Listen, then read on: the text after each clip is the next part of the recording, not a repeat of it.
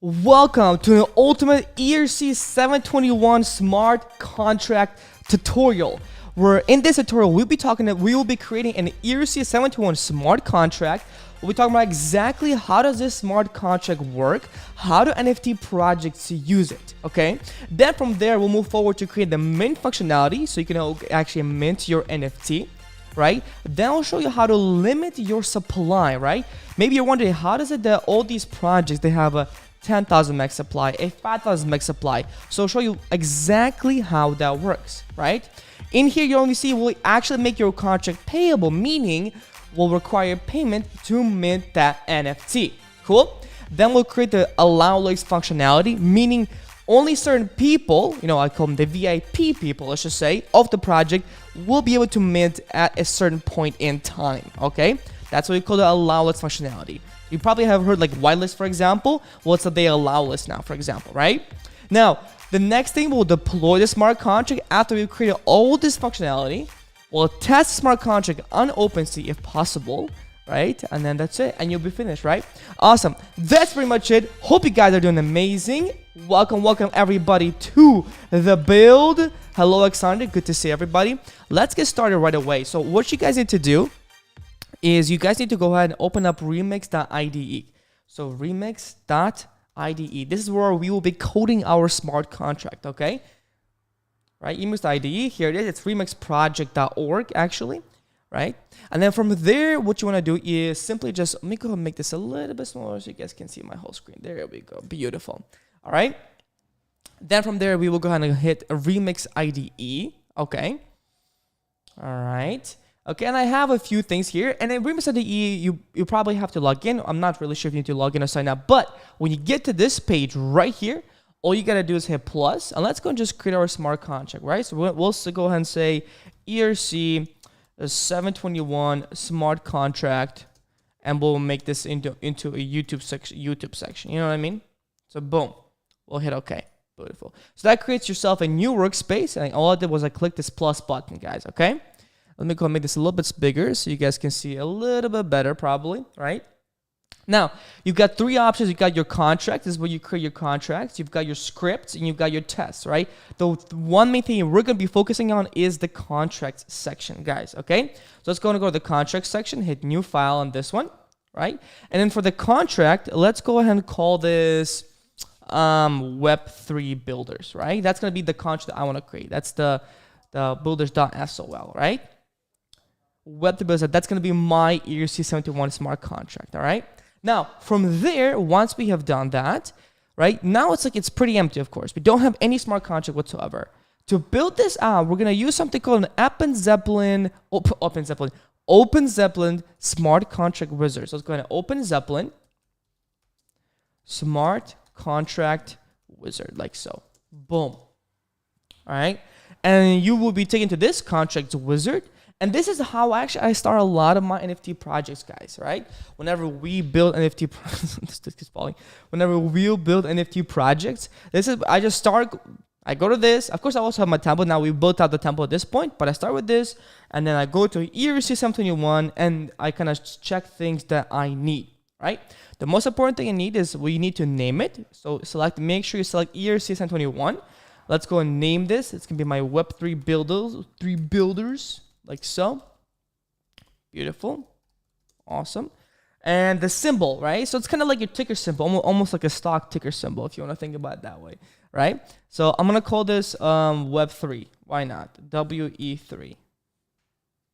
3? Like so. Beautiful. Your base URI, okay, the base URI is actually linked to the images, right? So it's your ipfs images. So if you want to think about your base URI, I'm going to hit OpenSea. I just want to show you exactly what I mean by that, so you guys know exactly what I'm talking about. If you go to OpenSea, let's just say you go to, I don't know, any project. Let's just say we go to a project, let's just say the other deed from the other side, right? Which is, by the way, is a great project. If you go to their project, and if you look at their actual details here, if you click on this token ID section, see their base URI is actually this API on the other side, the XYZ. You see this? That's their base URI.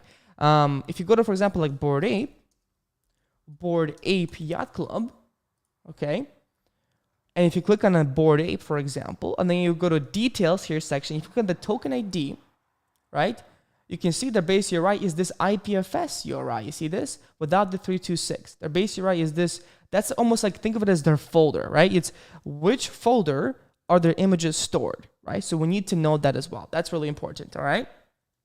Okay, so let's go ahead. The base URI I have for you guys is going to be this one. I have it actually in the description below. So you guys can actually just go ahead and click on the description below, and then the base URI is actually in there, all right? Beautiful. All right, sweet. Let me go ahead and remove this section. All right, sweet. So once you got that base URI from the description, just paste it in directly into here. And this is images already just created. You know, it's like doodles images. You know, so you can just test out with that, right? All right. Next thing we will enable the mintable, right? So we want to make sure we can mint the auto increment IDs, because of course, as we know, when you look at an NFT project, you have these IDs, right? These are really important, and they are automatically incremented from 0 to, let's just say, 10,000, right? And so we need to make sure we auto increment that as you mint the NFT. All right, beautiful. We don't burnable, not necessary. Pausable, maybe. Enumerable, yes, for sure. URI storage, not necessarily for us, for example. Right? We can make it pausable, all that stuff. I think the URI storage is not allows updating token URIs for individual token IDs. We don't need that, no. Pausable will allow you to actually pause a contract. Let's just say you want to pause the mint, right? That could be actually very, very, very useful. And then enumerable is going to allow us to keep track of how many NFTs have been minted so far. So enumerable is what tells you, hey, how many NFTs do we have? And that's going to be really, really helpful for us later on when you want to limit the supply of NFTs later on, okay? Beautiful. All right, so we've got that. Now, all you got to do at this point, guys, is just copy all this, like literally from the bottom to the top.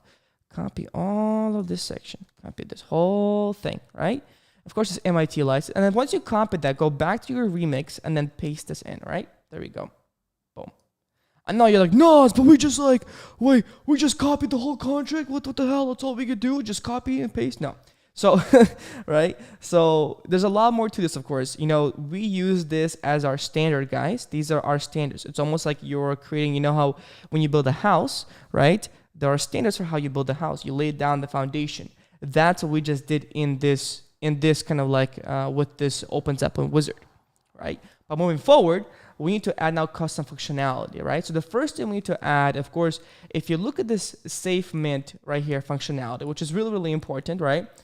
Let's look at what's going on in this minting functionality, okay? Well, we have this address too. It's like, who are you minting to, right? We've got this token ID counter, right? And this keeps track of how many token IDs, you know? It's like, first we start with 0, then it goes to 1, then 2, then 3, and so forth, all right? Really, really important. And then this right here is the actual function that mints the token. It's the actual part that mints the token, right? It mints this token that we got, the token ID, to who, which is to whose address. In my case, I have my MetaMask, and this is going to be towards my address, right? So that's kind of where we would mint. Now, the one thing we need to remove is, you can see this something that says public only owner.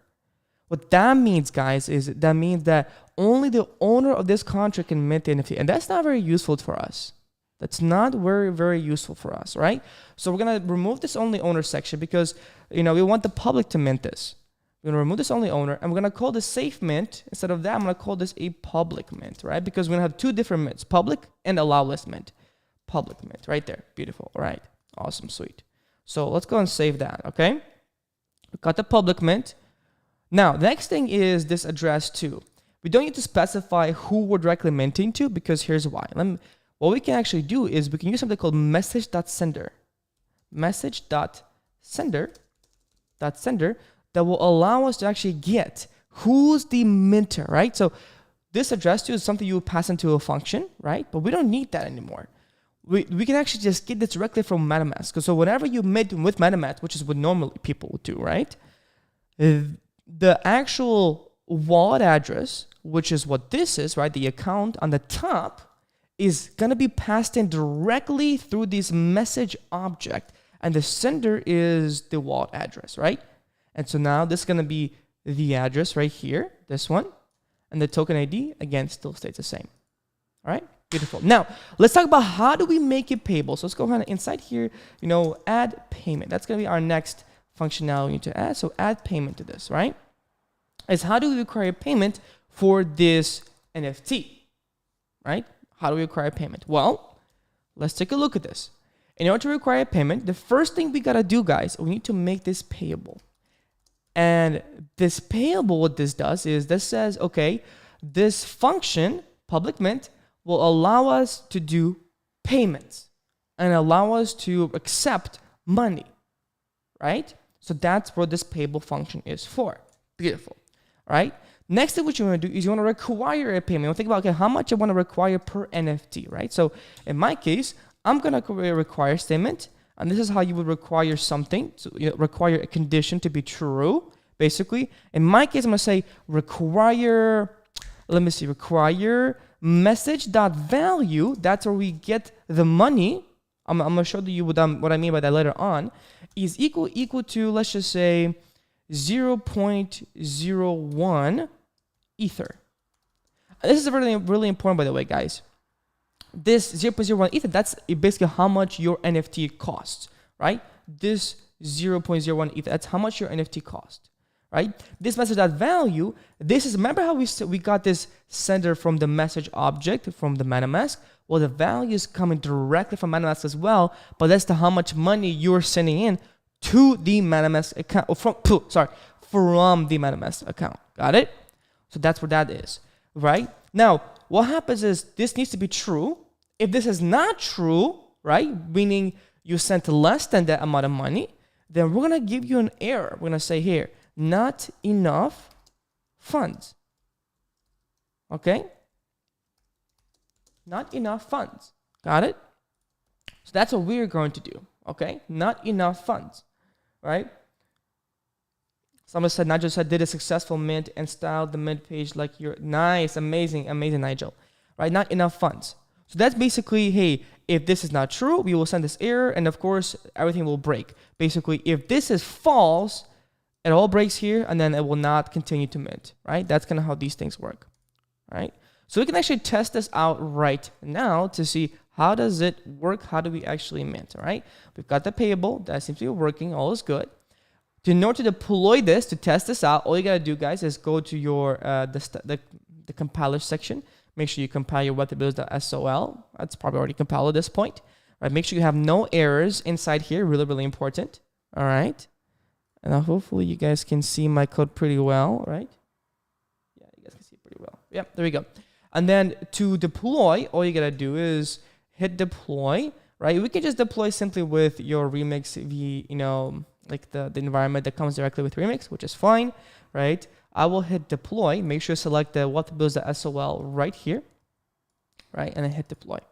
Let's see what happens, right? Boom. So it deployed the smart contract, didn't deploy in a test network, but deployed in their private blockchain. So we see that we have a public mint. Of course, we have a pause function, a transfer, a name, an owner, everything. This is directly coming from the ERC, guys, 721 smart contract, by the way, right? All these functionalities we have imported from these smart contracts. That's where they are coming from, all right?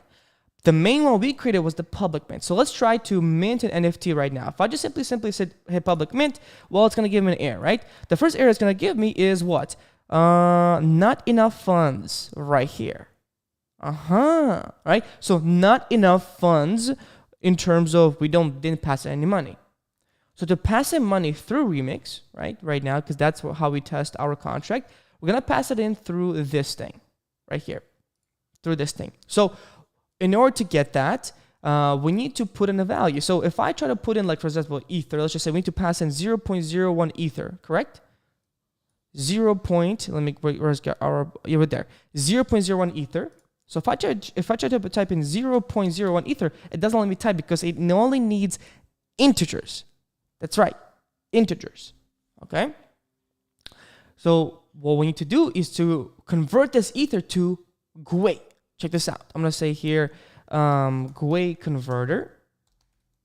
Boom, right? Ethereum unit converter, really, really useful. I use it all the time. And convert 0.01 ether to GWEI right there. Right? So if you're thinking about what is GWEI, basically think of it as ether is like meters, GWEI is like centimeters, WEI is like millimeters. Got it? So it's basically just a unit of measurement. I'm European, so that's why I use the meters and centimeters. All right. So basically, this is the exact same amount as this. It's just that it's in a different unit of measurement, right? Almost like inches and feet, right? There we go. So this would be feet. This would be inches, pretty much, right? So we're gonna get this. That is what our 0.01 ether is. I'm gonna go back to our remix, and then I'm gonna type this. Type this in right here. Boom. So we're gonna pass this in, and now if I hit public mint, check this out right here. Boom! You can see it minted an NFT for me right here. It minted NFT. It minted an NFT of ID of actually, I believe it's an ID of 0 right here. An ID of 0. Oh, token ID of 0 right here. See? It minted a token ID of 0 for us.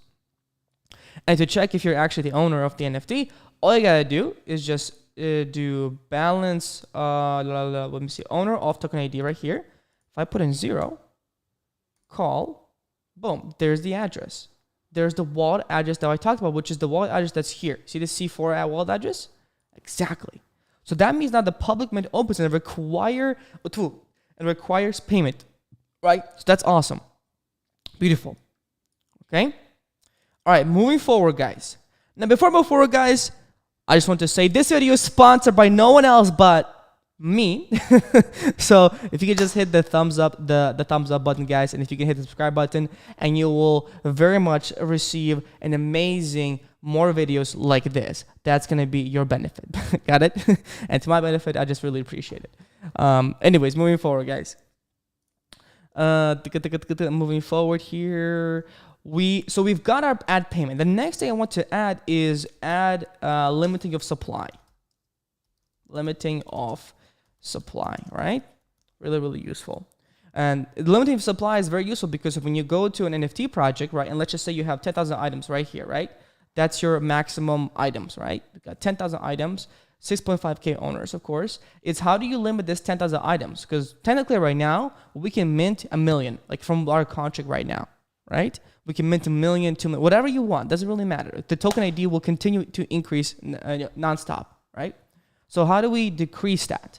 Well, very, very simple. All we got to do is we check the supply of the actual NFT, right? This is why we actually did this ERC-721 enumerable. There's a function in that specific contract that basically allows us to do this. So check this out. I'm gonna go back to our public, and I'm gonna say require. Okay, I'm gonna say total supply,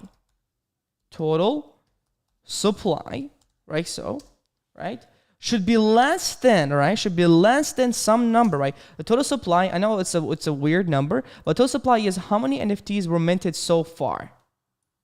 That's how many NFTs have been minted so far. So just remember, you understand that. It's not the max supply. It's how many NFTs have been minted so far. If it was 0, then it will be 0. If it's 1 person minted, it will be 1 total supply. Got it? Cool. So that's going to give us that. And all we need to do now at this point is, and actually I can just show you an example here. If I go to here, I can show you the total supply right here. You see, we minted 1 NFT, and now we got 1 NFT. Boom, right there. Right here. Good. Awesome. All right, moving forward. Okay, so total supply is going to be less than something. So let's go ahead and create a variable here. You went 256. You went 256. I'm going to give this a variable. It's going to be a variable max supply. And let's just say for now, we're going to create a max supply of, let's just say like 3. Because I want us to actually test it out and see if it properly works.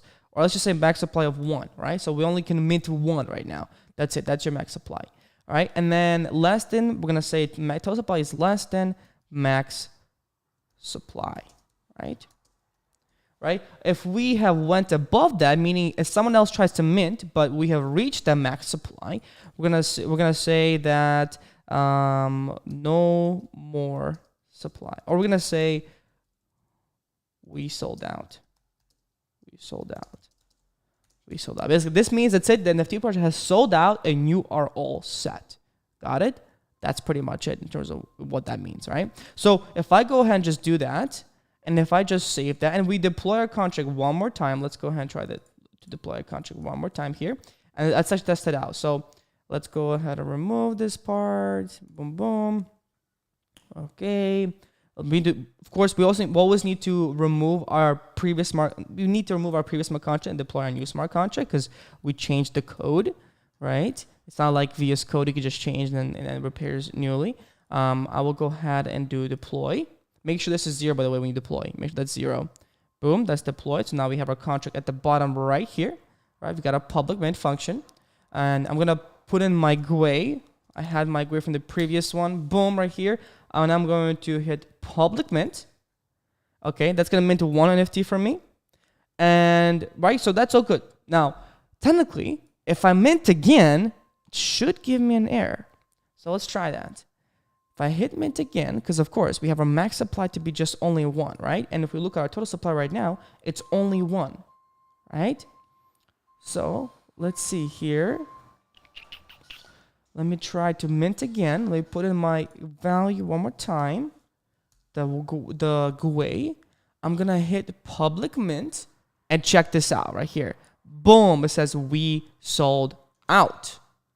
How cool is that? Right? So that's it. That's it. Now nobody can actually mint this NFT. And so, you know, that's it. Like that's it. Your mint is pretty much done. Your mint is pretty much done, right? And you pretty much sold out your NFT project. All right. So that's pretty cool. Okay. That's our max supply. All right. So next thing we want to do, and that's going to be the more harder part, is going to be actually we need to add a Allowlist mint option. Right? This is where, okay, we want to make sure that, okay, only certain people can mint. So we have we're going to have 2 mints, right? We're going to have I'm going to go ahead and create this here, create the rectangle here, and boom. We're going to have the public mint, and then we're going to have the Allowlist mint, right? So the public mint is going to be the public mint right here on the left section. Then we have the Allowlist mint, boom, on the right section, right? The public mint is open for everybody, as we know. And the public mint is going to have a price of 0.01, while the Allowlist mint is going to have a price of 0.001. So it's even smaller. 0.001 ETH, right? Ether, right? So it's even smaller. So Allowlist mint usually will allow people to mint at a much cheaper price, right? That's our Allowlist mint. Right? And in terms of supply, I mean, honestly, that's pretty much it in terms of Allowlist mint, all right? And of course, we need to make sure that when you enable Allowlist mint, we disable Allowlist mint. So there's a few things we need to do, okay? The first thing we need to do is, let's go ahead and create an Allowlist mint functionality, right? So I'm going to go ahead and say create function, Allowlist mint, right? Boom. It's going to be the same thing. It's going to be public, payable, of course. Payable. Boom. So you can see here. Awesome. 337. I like how it says infinite gas. It doesn't really count it properly. That's pretty much it. Okay. Public payable. Beautiful. And this thing, of course, we are now inside here, right? We are going to still require payment, but this time the payment is going to be smaller. So 0.01 ETH, right? 0.01 ETH, right? In terms of max supply, we still want to make sure we limit to a certain supply. Boom, right? In our max supply, we might have an Allowlist max supply. That also can count a lot, right? So we might only allow for the Allowlist, we might only allow, like, just say, I don't know, like 100 versus 1,000, right? So we can also do that. In our case, we'll just keep it a max supply for now. Okay, the main functionality is going to be pretty much the same here. Boom, right? Except one thing, right? Because if we do this, technically now everybody can just Allowlist mint. If I launch this right now, this is a public function that anybody can use right now. And just, hey, I'm like, why should I use the public mint function if I could just use the Allowlist mint function? You know what I mean? And so people in the Etherscan, when they go to Etherscan, and they will have the Allowlist mint function. That's pretty much it. Kind of like when you go to Bored Ape Yacht Club here. If you click on your NFT, let's just say here, and you go to details, right? And you simply just hit the contract address. And you go to the contract itself, and if you go to the right contract, you will see there's a mint ape function, right? Well, people can technically use this function to actually mint an ape. I mean, before, not anymore. But you will also have an Allowlist mint function inside here, and people will just use that one if you don't disable or enable it properly, right? So what we need to do now is a few things. We need to set variables to allow public mint to say, hey, we have public mint open and then private mint, the public mint open, Allowlist mint open. So we'll say add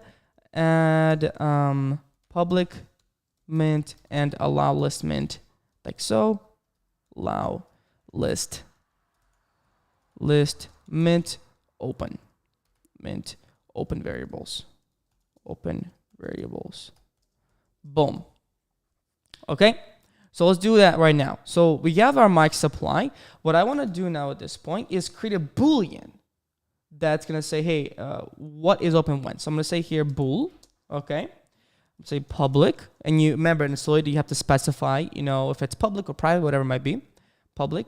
And we're going to specify here public mint open. And for now, it's just be equal to false, right? So meaning nothing is open right now, right? We can't public mint, right? Same thing goes for the Allowlist bool public Allowlist mint open is equal to also false. All right, so technically we will not be able to mint either the public mint or the Allowlist mint, but we need to use those. We cannot just say, hey, let's just fucking, put these in and then somehow it work. It doesn't work magically. There's no magic here. So to use these, well, what do you think we need to do? How do we use this Allowlist mint open inside our Allowlist mint function? Well, it's very simple. We need to require at the top here, require Allowlist, let me just copy and paste this, Allowlist mint open here. This needs to be true, right? So if it's not true, then we can say Allowlist mint closed, right? So basically, this needs to be true. If it's not true, it will just say Allowlist mint closed, okay? Right? Same thing is going to go for the public mint, guys, by the way, right? Same thing goes for the public mint. So we're going to say here for the public mint, we're going to say require public mint open. There we go. Yeah, right. Yeah. I think did I copy that right? Public mint open. Beautiful. So we say here public mint open, like so, right? Public mint open. Awesome. Public mint open. Just making sure I spelled that right. And then if it's not open, then we say public mint close, right? So that would be the error you get if you try to mint, with a public mint function, right? And technically that's what you will get. So let's go and test this out. So we've got these requirements for both functions, and let's now test these out. Okay, let's go back to our deployment right here on the left side, as you guys can see. Let me go and remove this section. Boom, boom. Removed our previous contract so that we don't have to bother with it, and then just hit deploy. Right? Hit deploy. Here's our contract now. Beautiful. Awesome. Now, this even shows the balance. That's cool. Now, the cool thing now, what we're going to do is, let's just say public mint. We don't even need the price, because check this out. If I do public mint, it says public mint closed. You see? If I do Allowlist mint, it says Allowlist mint closed. There we go. So that means nobody now can mint, no matter how much money you have, right? And that's how these projects limit which point you can mint and which point you cannot. Okay? Now, moving forward, we need to create the ability to edit these public mint windows, right? So we need to be able to give the ability for a owner or the creator of the smart contract, like you should be able to edit it, because otherwise you're screwed if you cannot edit your public mint windows, right? So what we need to do is create a function called edit mint windows. It's as simple as that, right? And in this function, we'll have a few things that we'll take in, right? In terms of parameters, we'll create a boolean that's going to be underscore public mint open. I use underscore because it's different from the actual one. Ooh, I said it's wrong. It should be public, not public. That sounds funny.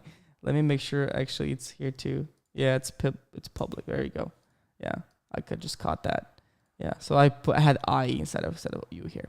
That's okay, right? So we have the public mint open, right? And I use this underscore. It's that way it still tells me what variable it's gonna be. It's gonna be changing, but the underscore allows us to not create errors, right? I'm gonna say underscore, and it's gonna be the allow list mint open, like here, right? And this is something we would pass into our function whenever we simply just, want to change the public mint and the allow list mint open, right?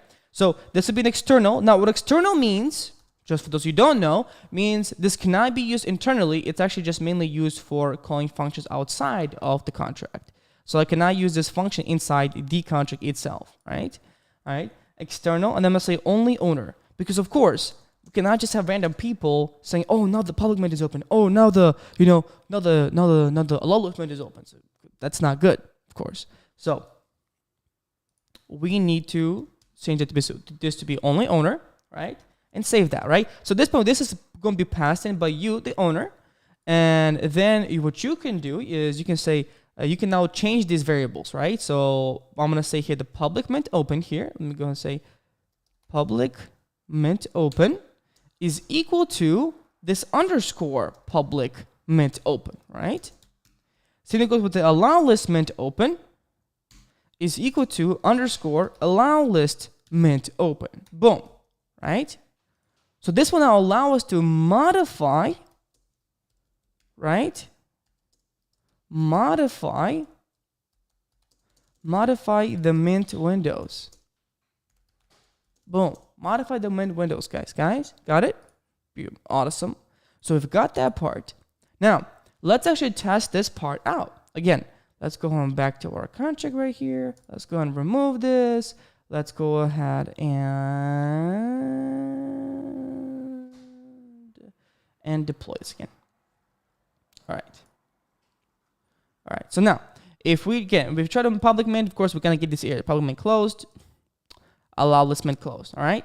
Oh, of course. Now, if I try to do the edit mint windows section, right? I'm gonna say now the public mint is open. I'm gonna say this to be true while the allow list is still closed. Right? False. Let's go and transact. Boom. Right. So we've changed those values now, right? And now, because the public mint is open, we can now mint. And to mint, of course, I need to pass in my GWEI value. Let's go ahead and do that right there. Come on, do this for me, please. Do this for me, please, very easier. There we go. If I go ahead and hit public mint now, boom, see, now it went through because it was true. The second I try to do it false, if I change it to false again, if I try public mint, of course, it will be public mint closed. You can see, so now I can change public mint versus allow list mint, right? Or what they used to call the whitelist mint, right? Now, beautiful. So we got that part done, right? Now let's go. I want for you to test the allow list mint, but we cannot test the allow list mint because we have a max supply of 1. So we need to change the max supply to be like, let's just say in our case, let's just give it 1,000 because we know that works. So let's just say, we have 2,000 NFTs. 2,000 NFTs. Boom. Save that. Okay. Beautiful. All right. Let's go ahead and remove this part. Let's go ahead and deploy again because I want to show you something. All right.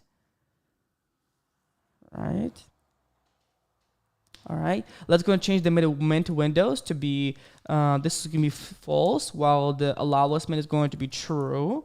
Hit transact. And now let's try to actually do the allow list mint. Now, the allow list mint requires 0.001 ETH. So if I go ahead and convert that in my converter here, 0.001 ETH. I'm going to copy this amount of GWEI, go back to my Redux, put it back into my value here, right? Boom, boom, and then I'm going to hit allow list mint. Beautiful. So we just minted our NFT, right? As you guys can see here in the bottom, and it's going to be a token ID of 0, right? Now, with the allow list mint, right?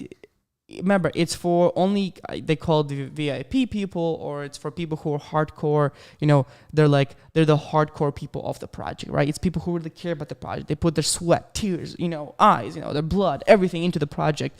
They were mods, and so of course, only they should be able to mint, right?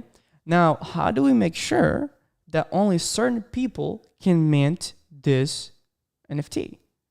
We need to create something that will allow us to require only certain people. So here, create, not in the public mint function, but in the Allowlist mint function.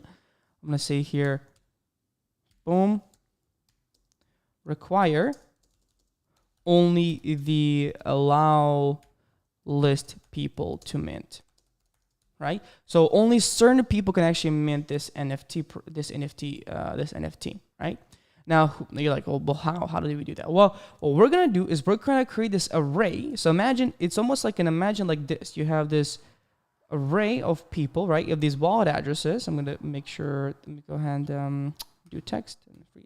So we're gonna create this mapping that's gonna have these wallet addresses, and it's a mapping that's gonna look like 0x blah blah blah. That's gonna be your wallet address. That's gonna map directly to true, right? So it means you are allowed to mint. Same thing then goes to another person might have, for example, 0x blah blah blah. That might also be too true, right? So these are the people on the allow list who can actually mint, right? And we can check that basically, right? So there we go. Let me go ahead and remove this part. There we go, and then W right there. Beautiful, right? So to create that mapping, we will go ahead. Let me go and make sure I know what I'm talking about here. We will create the allow list mapping. So let's go ahead and do this. I'm going to say here mapping. Right, and it's going to be address. Going to be directly to bool right here. Okay. So the address of the allow list person, and it's like meaning, hey, they can actually mint the NFT. Got it? And boom. And then boom, boom. And then I'm gonna call this. This could be a public. Sure. I'm gonna call this the allow list. Allow list, right? That's the actual list of people who will be allowed to mint your NFT, right? That's the allow list. So mapping right here. Beautiful, right? Okay, let's go and save that. Now, the question becomes, how do we now change what's in this mapping, right?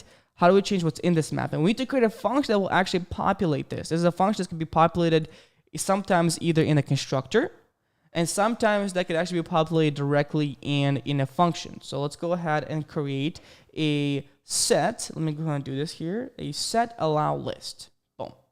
So I'm going to create here a functionality above, underneath everything here, underneath this public mint. Function set allow list. Boom. Okay, set allow list, right? And this is going to be an external function, so there's no need for us to call internally, right? It's going to be an only owner function, so only the owner can do this, right? Because if anybody can add to allow list, then what's the point, right? Only the owner function, only owner can actually do this, right? Okay. Now, what are we going to pass into this? That's going to be an array of data. So it's going to be an array of addresses, right? So I need to create this array of address. I'm going to say here address, array, right? Call data, addresses. Right there. That's the array of addresses that we are going to be passing into the function to actually populate our allow list, right? Now, to populate the allow list, unfortunately, there's multiple ways you can create the allow list. There's a Merkle root, stuff like that.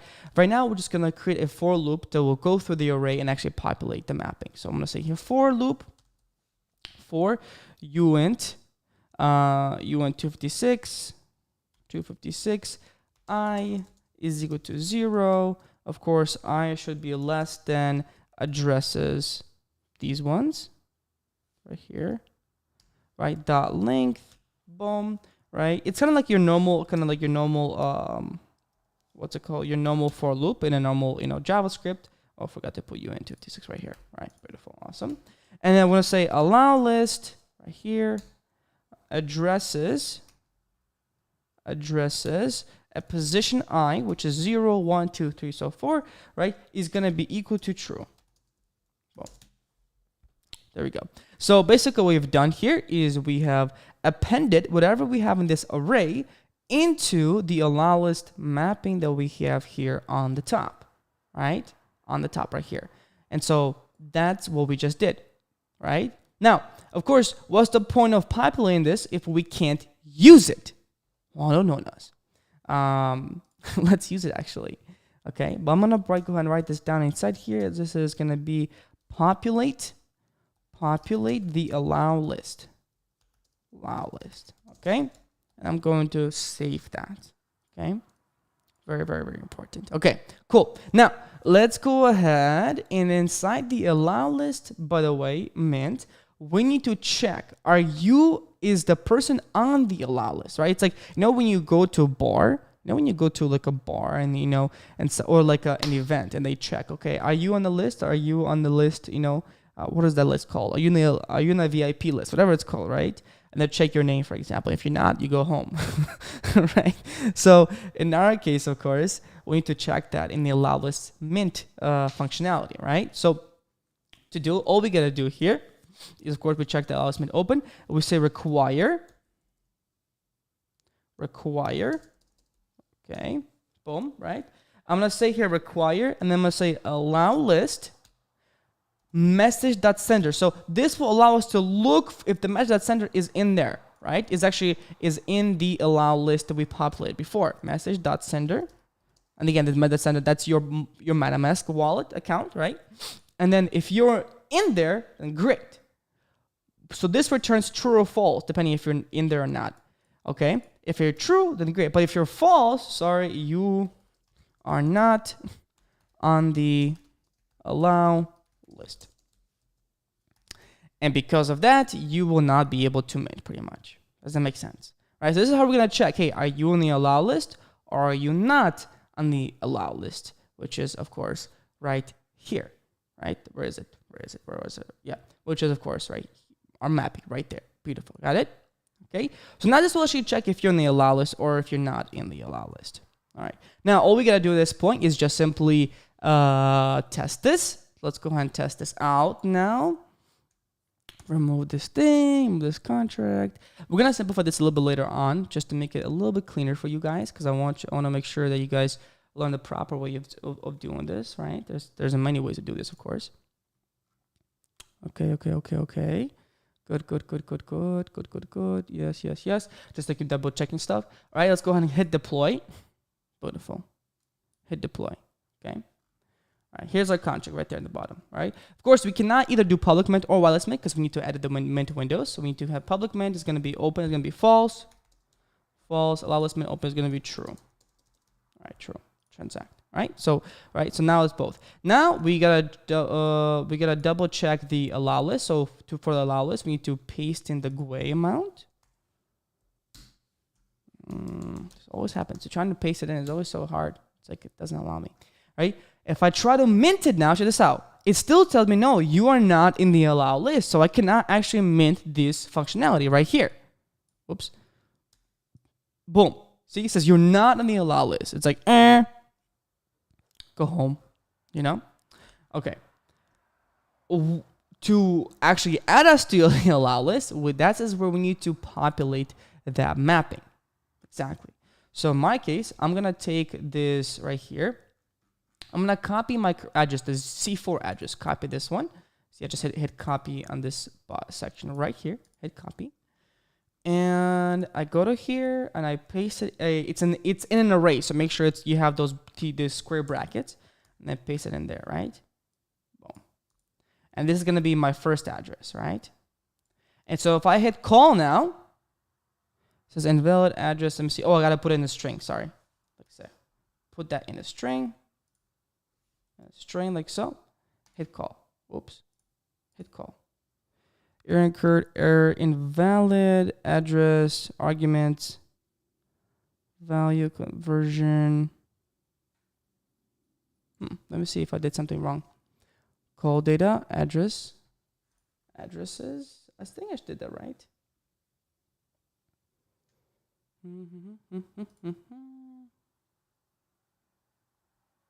Addresses dot length. You're not on the allow list.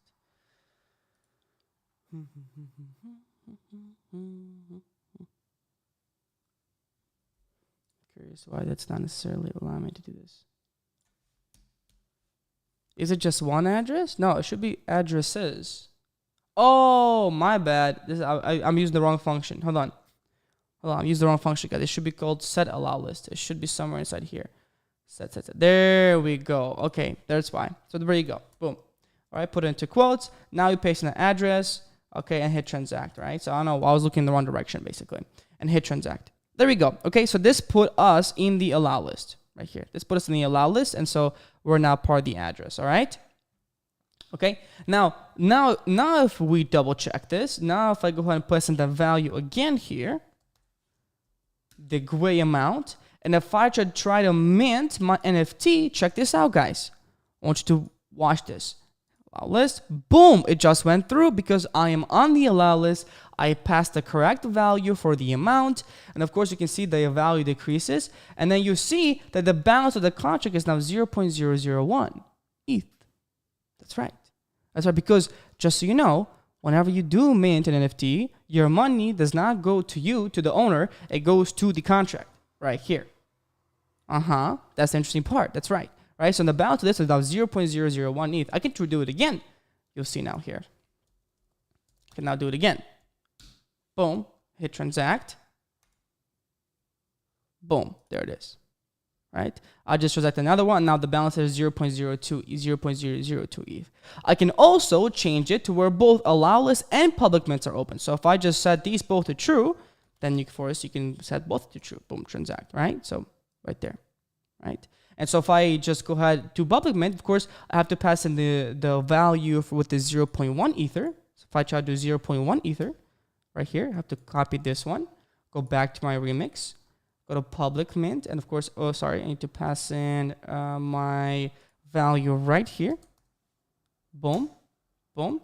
If I go to public mint, says not enough funds. Wait, did I pass in the wrong one? Let me see here. Public mint, the big one. There we go. GWEI. Should be all good. Not enough funds. How much am I requesting? 0.001. Let me see here. Oh, 0.001 here. Sorry. That's why. There we go. GWEI. This much.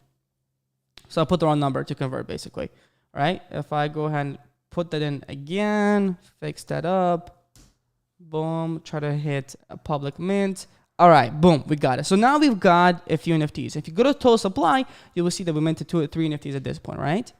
So beautiful. So we got the allow list mint, we got the public mint, that's all working. You know, it's checks to make sure you're actually on the allow list mint and so forth. Now, the one thing I want us to do is to clean up this code a little bit to make sense a little more. Because if you look at this allow list mint, you can see that we have a lot of very similar stuff. We sold out, exactly the same function. Not enough funds, not exactly the same function. Well, I mean, that could definitely change per allow list mint. You know, this token ID stuff, all this stuff is pretty much the same. Like this stuff, this stuff, this stuff. You know, it's pretty much the same. So what we're gonna do is we're going to create a separate function called a just a mint function that's gonna do the repetitive stuff. So check this out. It's something I do for my clients actually. When we go ahead and do these, you know, big projects, we're always about, okay, how do we simplify the code? How do we make it more gas friendly? That kind of stuff. So if I go to my function here, and I go to, you know, the mint, I'm gonna call this mint literally. I'm gonna call this, not safe mint. I'm gonna call this internal mint, right? Like so, right? Okay. This is going to be only internal. Okay. It's going to be only internal. Okay. And this is going to do the necessary stuff. So this is going to do everything that's repetitive. That's what it's going to do. So like this stuff, checking the total supply right here. Boom. Right. And now check this out. I don't have to do anything of sorts of like this. So all this stuff, because we put it in the internal mint, right? We don't have to do any of this now at this point. So the public mint, all I just say is I say internal mint. Internal mint. I call this function. Boom, it's gonna call this function, right? Because remember, this is repetitive work. Same thing goes for here. Not necessary. We just do internal mint. Boom, right? So now this Allowlist mint is gonna call the internal mint. The public mint is gonna go to the internal mint, and then this is stuff that's not necessary for this is what they share in common, right? So this is why we put it into a separate function, because we don't need the extra code. Extra code means more gas fees, everything, and so it's very important. Okay? We can just double check it to make sure it all works. Let me go ahead and check this out. Boom, boom, boom. Just double check this. Okay, let's go remove this contract. Okay, let's go and hit deploy, of course. Okay, let's change the mint windows. So edit mint windows are going to be public mint windows. Let me, yeah, public mint windows. Let's do what, public mint? Yeah, let's make both true. It doesn't really matter, honestly. True. Boom. Let's hit transact. Right. So now both are true. Both are open right now. Of course, usually you would have one of each open. You know, either public mint or Allowlist mint. And then at that point, we will go ahead and hit we want to actually mint NFT. So I need to copy my Ethereum converter. So 0.01 ETH, that's going to be for public mint. I'm going to copy this GWEI and go to public mint, paste in. I know it's literally how you have to paste in the data. Paste that in, and then hit the public mint section like so. Okay, awesome. There we go. All right, so now we were able to mint the NFT. All right, that one at least. And same thing goes for the Allowlist. You can see now the balance increased to 0.01 ETH. That's how much the contract made money. Very important, guys. Right? I just want you to understand it's very important. Whenever and someone buys an NFT, right? When you mint an NFT, right? Like this, let's say the Bored Ape Yacht Club. When you mint an NFT, actually the money goes directly to, what do you think? Right here, the contract. And then you have to withdraw it. And so we can actually create a withdraw function too, so you guys know how to create a withdrawal function as well, right? So you have to withdraw that money from the contract to whoever it is you want to withdraw to, right? Maybe that's yourself, the creator, the owner, whatever it might be, right? Okay, awesome. So moving forward, we've got that working. I'm going to create a withdrawal function now for you guys, all right? So because as we get money into this minting, we need to withdraw the money somehow, right? So I'm going to create here a withdrawal function here.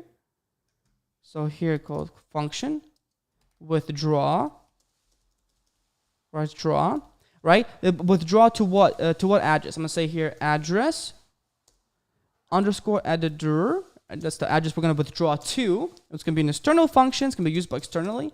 By only the owner, of course. Only the owner can do this, guys. It's very important.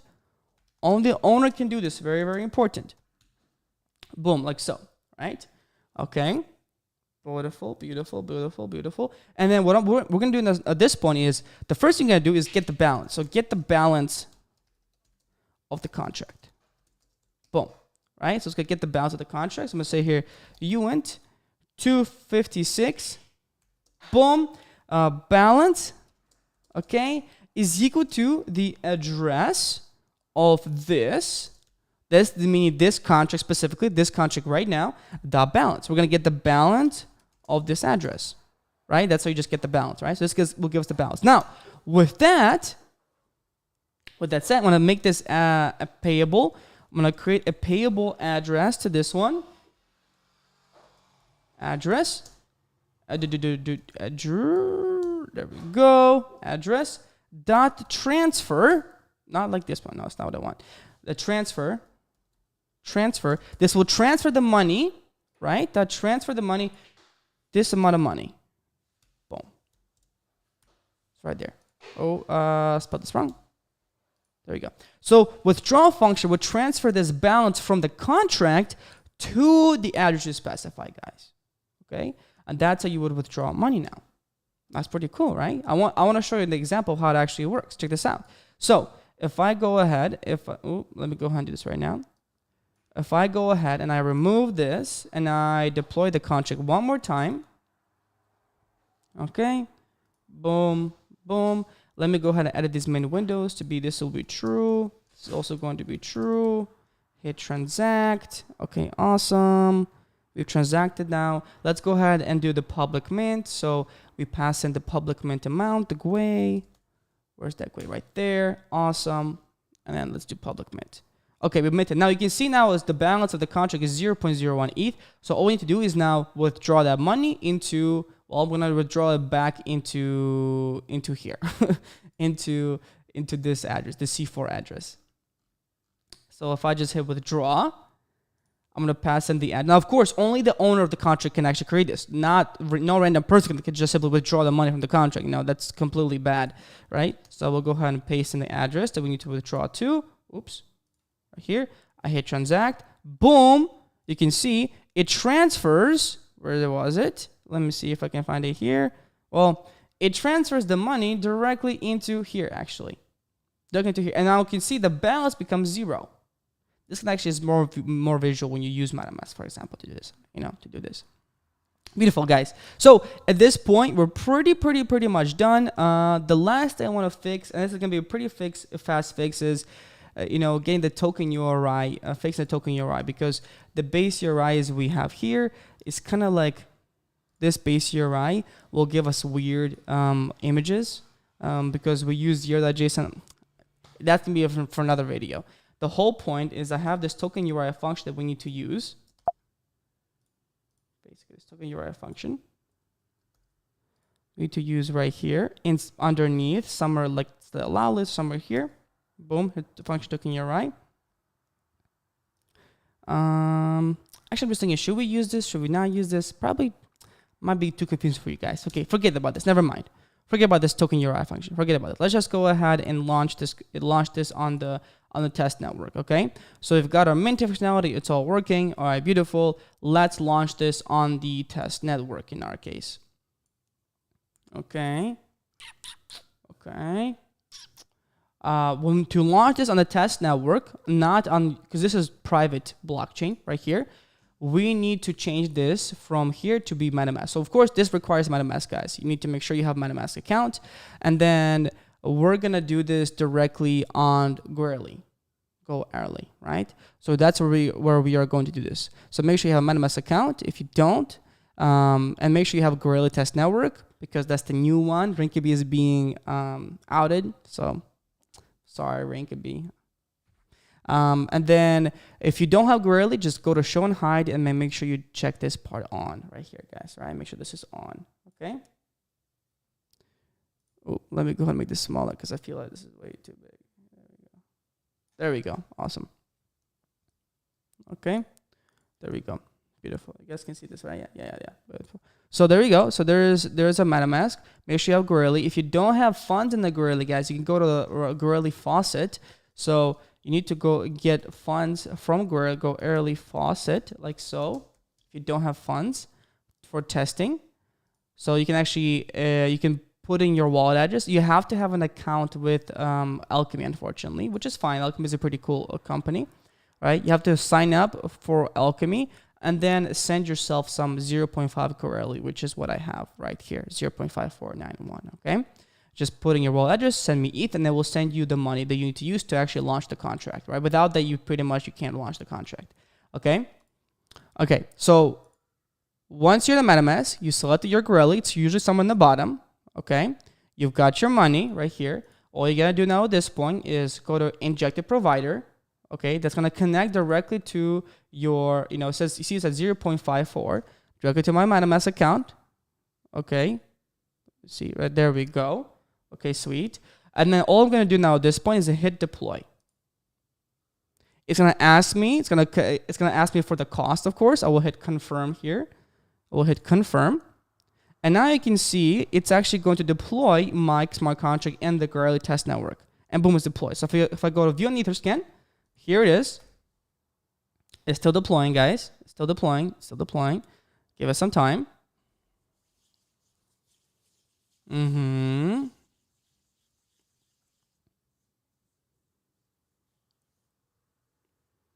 Let's give it some time. Let's give this some time. There we go. And there we go. Your contract has been created, right? And now we can actually not work with the contract. Check this out. If I go to my remix here, I can now edit the main window. So for example, if I want to make both of these true, if I make one of both of these true, and I hit, for example, like transact, it's going to ask me using my MetaMask account, hey, do you want to change this? I will hit confirm. Boom. And if I go back to my Etherscan, where's my Etherscan? Somewhere right here. You will see that there will be an edit window. See this pending function? This is now happening directly in the test network. This is what would happen in the main network, the Ethereum main network, if you do this. Right now it's still pending, of course. Hopefully it'll be done in a second here.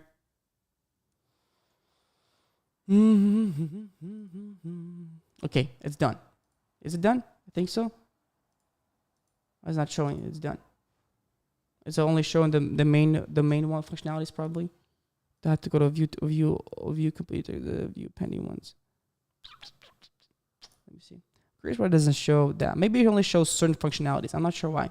But anyways, okay. Now that we added those main windows, we can go to the allow list, and now the public mint, and then actually pass in the 0.01 ETH. So just if I go to here to the value here, if I put in my 0.01 ether, and I will hit public mint, guys. Check this out. I hit public mint. It's gonna ask me, look at this, for 0.01 Goerli ETH. That's what's gonna be passed into the smart contract, right? So we'll go ahead and hit confirm. Boom, beautiful. I can view on Etherscan. There it is. It's pending. Give it some time here.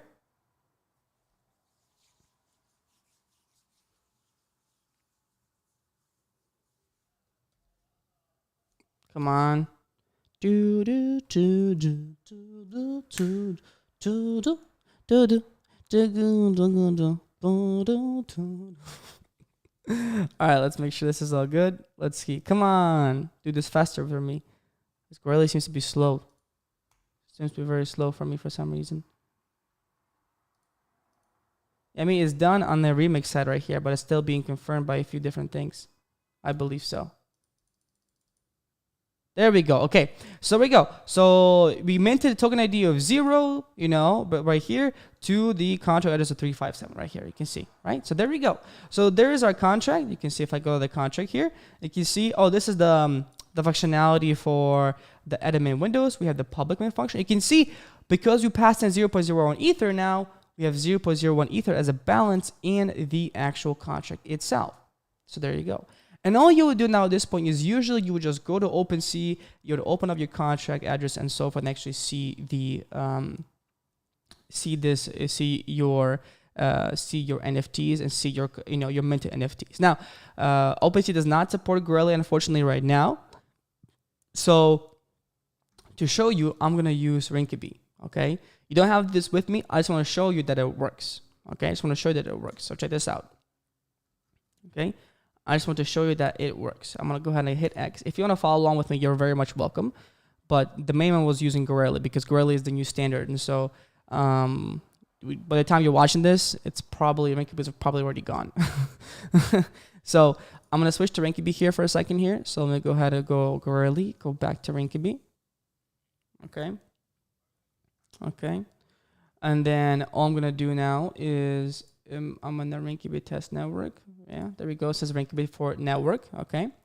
I'm going to hit deploy on the Rinkeby network. Hit confirm. Again, you don't have to follow this. You can just you can see what I'm doing basically. When I have a view this again, you can see this test will be deprecated soon and deploy new ones to Goerli or Sepolia. So unfortunately, that's just how it's going to work. Hopefully, there we go. So it has created the contract. I'm going to go ahead and edit those main windows to be both true, just because why not? Makes it easier. Hit transact. Okay. Hit confirm. Okay. There we go. Beautiful. Awesome. Hit confirm. And then at this point, once you confirm, I'm going to pass in my value to mint. Of course, I need to mint my NFT. I hit public mint right here. Right here. Beautiful. Hit confirm to public mint my NFT. Let's go ahead and view this on Etherscan.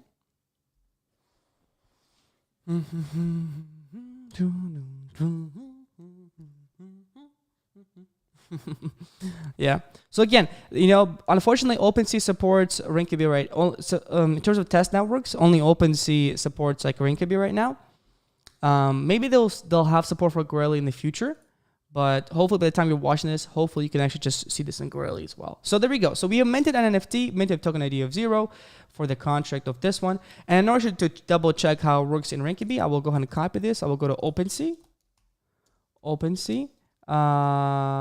Get listed does not work anymore. So OpenSea Rinkeby test network. Testnets. There we go. Let me go ahead and go to the testnet. All you gotta do is right here, testnet OPL interview. No, that's not what I want. I want the Rinkeby one. Let me see. Rinkeby.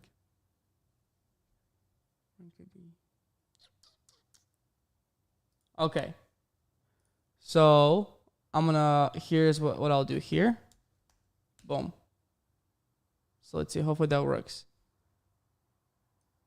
Unless it's fucked up. Unless it's screwed up completely. Maybe it's completely screwed up. I don't know. Yeah, OpenSea might have an issue with opening this even right now. I feel like OpenSea is having a lot of issues right now with a lot of their stuff. Are they? Yeah, let me see here. Come on. Rinkeby? Yeah, so I go to here. I'll go to Rinkeby. Nope. Yeah, so right now it's hard to view it even, honestly. OpenSea, get listed. The way we usually would do, we just go to get listed, Like listed does not work anymore. Get listed is like a weird NFT project. Unfortunately, even OpenSea does not support they're probably having some issues right now, I feel like, is what's going on. Is it's telling me. Yeah. Looks like to me that's what they're having right now. If I go to any project, this does seem to work. Let me see. If I go to here, let me paste in my project here. If I type in 0, this might work actually. Oh no, it does work. So check this out. Never mind. So basically, what you need to do is you need to do testnets.opensea.io assets Rinkeby right here. Rinkeby. Then there's your wallet address or your actual contract address, right? And then the ID, the NFT ID that you decided you mint, right? And so this will give you the ID of 0, which of course it's nothing because we didn't specify the actual image. But you can see that here's our Web3 builders. That's our contract name. We've got our 0 NFT that was minted. The owner is you, which is me, which is the MyMetaMask account. And so that's how that works pretty much, right? So it's as simple as that. And it actually works pretty well. I am surprised that it works so well. Yeah, so like I said, I'm going to go ahead and copy this for you guys. I'm gonna show you, and on here, boom, here it is, right? So just so you have it right here, and you can see it properly. If you want to test out if you want to test out your project on Rinkeby, let's just say, boom, there it is. Okay. Basically, you have your Rinkeby right here, testnets.opensea assets Rinkeby. Then you've got this is your contract address. I'm gonna give it like this. It's gonna be the contract address, and that's the NFT token ID right here. That's the token ID. There we go. Right, and that's how you would check your NFT once you minted it. And that's pretty much it, guys. That's pretty much it. That's pretty much it. So at this point, we've created a smart contract. Guys, we created an amazing smart contract, by the way, that has so many functionalities. This is, you can launch this, for an actual, client at this point. Of course, it really depends still on the, the necessities of what the client wants. Of course, so a lot of this stuff still changes from day to day, from contract to contract, when we do work with our clients. And that's pretty much it. All right, guys. So that's pretty much it. If you do have questions, put it down in the description, in the comments below, and I'll be happy to answer any questions you have. But we created a pretty epic smart contract with an allow list, with a withdrawal function, with an eternal mint, a public mint, with a allow list mint, right? With the the ability to edit the allow list. There's a lot to this that we just did. So Amazing job, everybody. This has been a blast. I hope you guys have a great day. Like I said, if you can just go ahead and hit the thumbs up, hit the subscribe button. I really appreciate it. I love you all so much. And that's it. I hope you guys have a great day, and I'll see you guys in the next video. Bye.